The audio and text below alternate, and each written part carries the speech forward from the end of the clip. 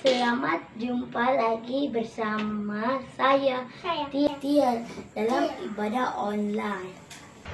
Teman-teman semua, apa kabar? Semoga sehat-sehat ya. Mari kita memuji Tuhan dengan lagu Matahari Bersinar Terang, Happy Jaya. Dan memasuki gerbangnya.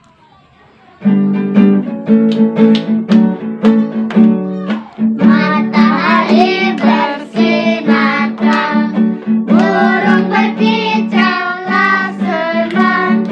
Hari semerbak bunga di padang, semua yang menghadap kepada Tuhan dan memuji nama Tuhan yang esa.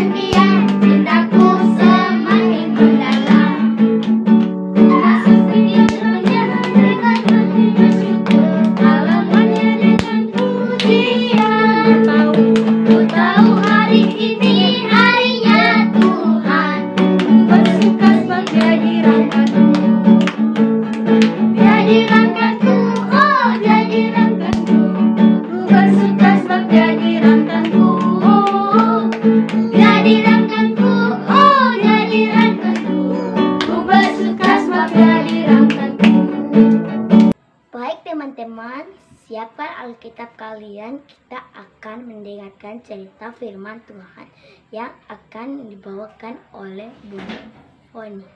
Selamat mendengarkan. Shalom, selamat pagi adik-adik. Apa kabar pagi hari ini?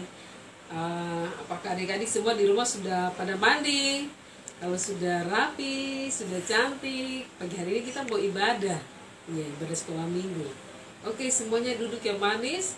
Kita akan dengar firman Tuhan, namun sebelumnya mari kita berdoa. 1 lipat tangan, 2 tunduk kepala, 3 tutup mata. Mari kita berdoa. Kita berdoa.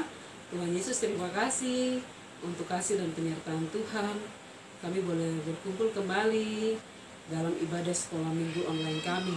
Tuhan berkati setiap kami yang di rumah, bahkan kami yang menyaksikan siaran ini. Tuhan memberkati setiap kami masing-masing. Kami sudah memuji Tuhan dengan puji-pujian kami. Kini tiba saatnya kami mau mendengarkan firman Tuhan. Berkati kami semua, beri hikmat bagi kami. Roh Kudus kuasai hati dan pikiran kami. Terlebih hamba yang akan menyampaikan firman Tuhan, Tuhan pakai hamba, sehingga apa yang hamba sampaikan boleh terjadi seturut dengan kehendak Tuhan. Terima kasih Tuhan Yesus, kami semua sudah siap untuk mendengarkan firman-Nya. Haleluya, amin. Ya adik-adik, kita akan baca firman Tuhan di pagi hari ini yang terdapat di kitab 1 Samuel pasal 13 ayat 1 sampai 13. Di situ adik-adik bisa lihat, yang sudah baca nanti baca, dan yang belum baca nanti akan dibantu sama mama papa bahkan kakak di rumah. Di sini Bunda tidak akan baca firman Tuhan buat kita semua, namun Bunda akan bercerita. Cerita kita di pagi hari ini berjudul Ketidaktaatan Saul waktu orang Filistin datang menyerang. Nah, adik-adik yang diberkati Tuhan, ya di sini ada tentara Israel, ya.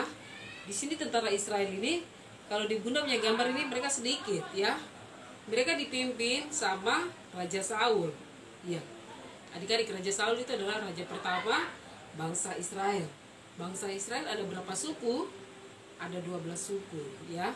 Nah, adik-adik, Raja Saul ini dia memimpin bangsa Israel selama 2 tahun, ya.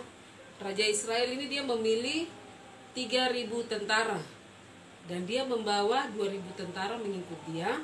Mereka bersama-sama dengan Raja Saul, mereka di Mikmas dan di pegunungan Betel. Sedangkan yang 1.000 pasukan, mereka bersama-sama dengan anaknya Raja Saul yaitu Yonatan. Mereka pergi ke Gibea di Benyamin. Di situ mereka juga berperang melawan pasukan dari Filistin.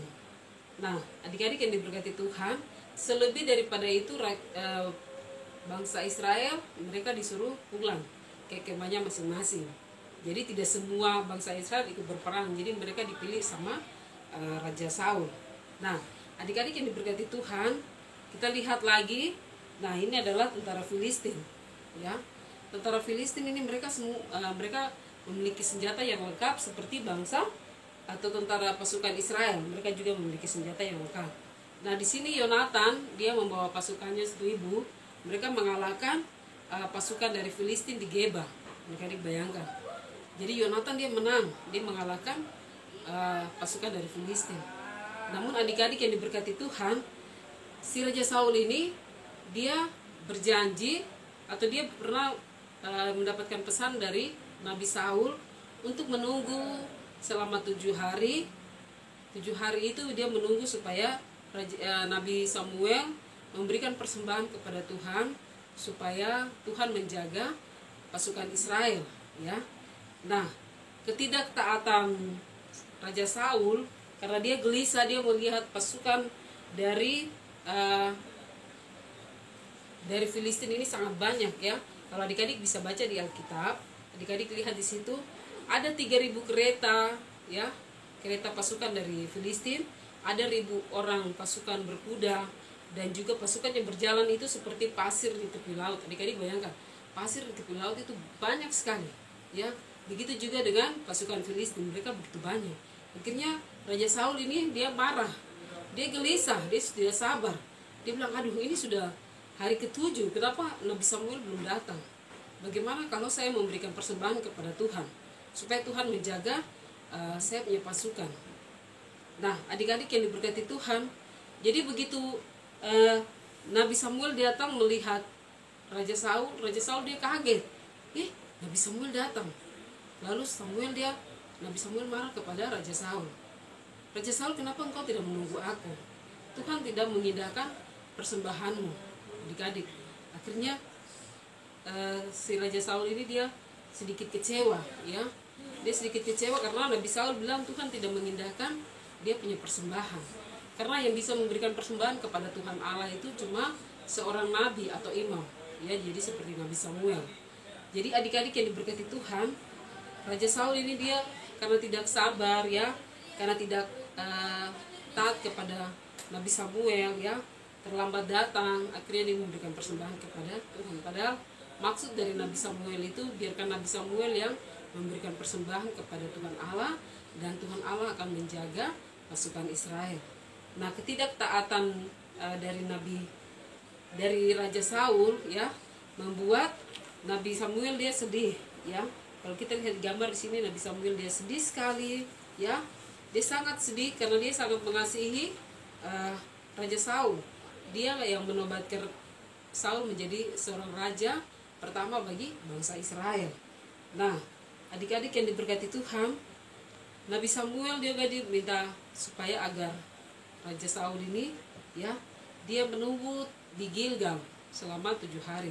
Namun karena dia tidak taat, dia tidak sabar, dia gelisah, ya, akhirnya dia membuat satu keputusan untuk memberikan persembahan kepada Tuhan Allah. Ya adik-adik, cerita Bunda tadi kita belajar di situ bagaimana kita mau menjadi anak-anak yang taat kepada orang tua di saat kita di rumah. Kita mau menjadi anak-anak yang taat kepada Bapak Ibu guru di sekolah, sehingga kehidupan kita diberkati Tuhan dan kita juga menjadi berkat bagi banyak orang dimanapun kita berada. Di saat kita tidak taat, kita pasti akan mendapatkan hukuman. Pasti adik-adik tidak mau mendapatkan hukuman. Maka sebab itu Bunda percaya adik-adik semua mau menjadi prajurit Kristus, ya. Berarti kalau jadi prajurit Kristus harus taat kepada pemimpin, taat kepada orang yang lebih tua. Untuk mengakhiri cerita kita di pagi hari ini, kita akan nyanyi satu lagu yang berjudul Hai anak-anak taatilah orang tuamu di dalam Tuhan. Kita nyanyi sama-sama, ya. Hai anak-anak taatilah orang tuamu di dalam Tuhan, karena haruslah demikian. Efesus 6 ayat 1. Ya adik-adik, kita akan mengakhiri cerita kita di pagi hari ini dengan berdoa. Kita berdoa. Tuhan Yesus, terima kasih kami sudah mendengarkan firman Tuhan. Tuhan tolong kami, ajarlah kami untuk menjadi anak-anak yang taat kepada mama papa, kepada guru-guru di sekolah. Sehingga kehidupan kami diberkati oleh Tuhan dan kami juga menjadi berkat bagi banyak orang dimanapun kami berada. Terima kasih Tuhan Yesus, ampuni salah dosa kami dan layakkanlah kami sebagai anak-anak Tuhan. Semua kita yang percaya dan mengasihi Tuhan, mari kita katakan amin. Adik-adik, kembali lagi di kreativitas kita di pagi hari ini. Di sini kita akan membuat gantungan dengan tulisan kamu harus taat kepada Tuhan. Di sini ada bahannya adalah karton, kertas es, kertas warna-warni. Di sini Bunda ada bikin 5 potongan. Dan di sini ada spidol, tali, paku, gunting, dan juga lem fox. Kita akan mulai. Cara membuatnya adalah di sini karton kita akan kasih lubang, ya. Kita akan memberikan lubang, lalu kita pasang tali seperti begini. Lalu di sini kita akan kasih lem di karton, lalu kita akan tempel kertas seperti begini. Hasilnya seperti begini. Nah, di sini kertas warna-warni kita akan menulis kata pertama adalah kamu. Kata kedua adalah harus. Kata ketiga adalah taat. Kata keempat adalah kepada. Kata kelima di sini kita tulis Tuhan. Nah, jika adik-adik sudah menulisnya, kita akan menggunting sedikit.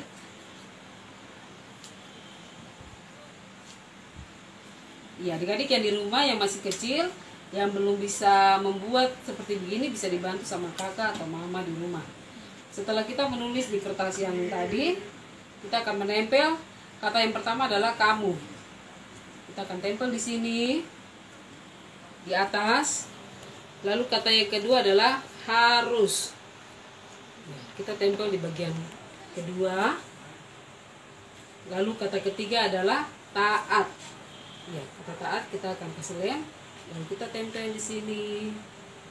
Kata keempat adalah kepada. Di sini kita kasih lem, lalu kita tempel lagi. Dan kata yang terakhir, kata kelima sini adalah Tuhan. Ya.